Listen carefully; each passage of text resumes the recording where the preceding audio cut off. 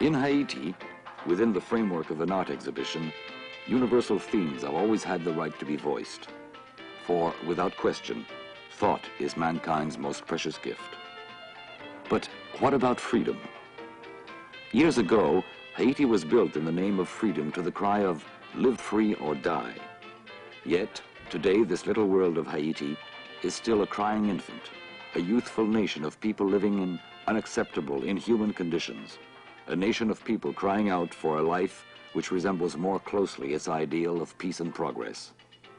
In reality, freedom in Haiti is no more than an object of curiosity, a pretty museum piece to be contemplated by its few admirers. Kako is the personification of the Haitian peasant. Kako and his machete is both farmer and patriot. Teamwork comes naturally to him, and folk songs are his stimulant. He is industrious and passionate. He wants tools to work with. He wants to honestly earn a decent living.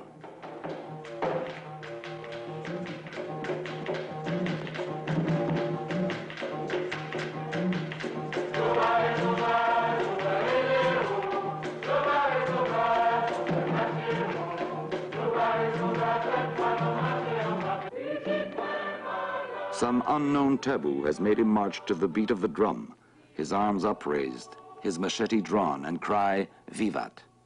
It has made him listen to words which are only words promising a better tomorrow.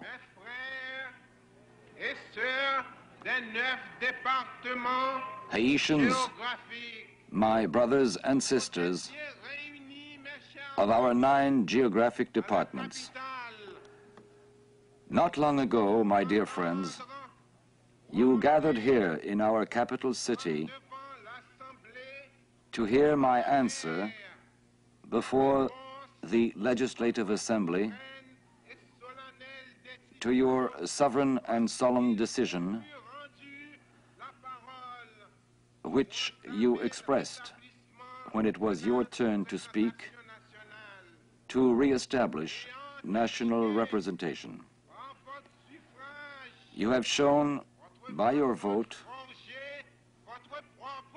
the manner in which you want to shape your own destiny and under whose leadership, how you want to initiate the state reforms without the useless and artificial tensions which generate the bitter internal conflicts every time men refuse to courageously face the problems of a country and to agree upon their solution. You have imposed upon me new and patriotic duties by investing me as your leader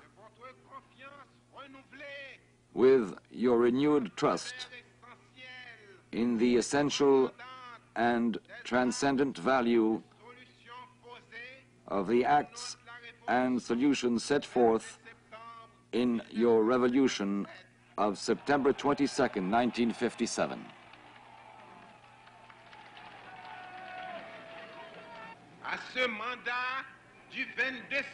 The acts and solutions laid down in the name of the revolution of September 22nd, 1957.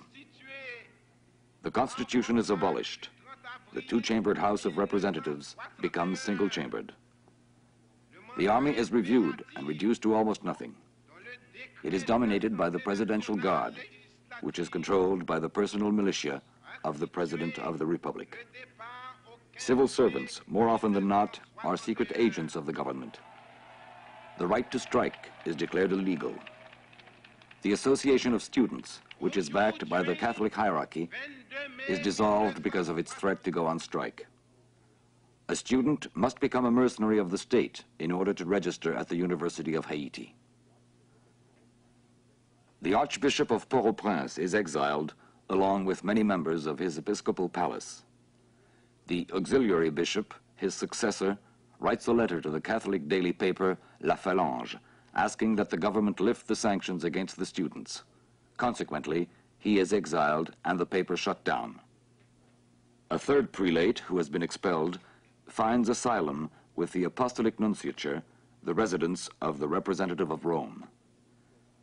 The excommunication ipso facto of the President of the Republic and the members of his cabinet presents the problem of their not being permitted to attend the religious ceremony commemorating the new presidential mandate. The conciliary attitude of the representative of Rome on this 100th anniversary of the signing of the Concordate, which has not been renewed, determines the fate of ecclesiastic and religious life in Haiti. Faced with this event, the Haitian press sounds the death knell for freedom of expression in Haiti. Au Prince, May 22nd, was a scene of great exaltation. Its streets were jammed with people whose forest of hands turned towards the president, their arms raised high in that comforting fever of delirious enthusiasm.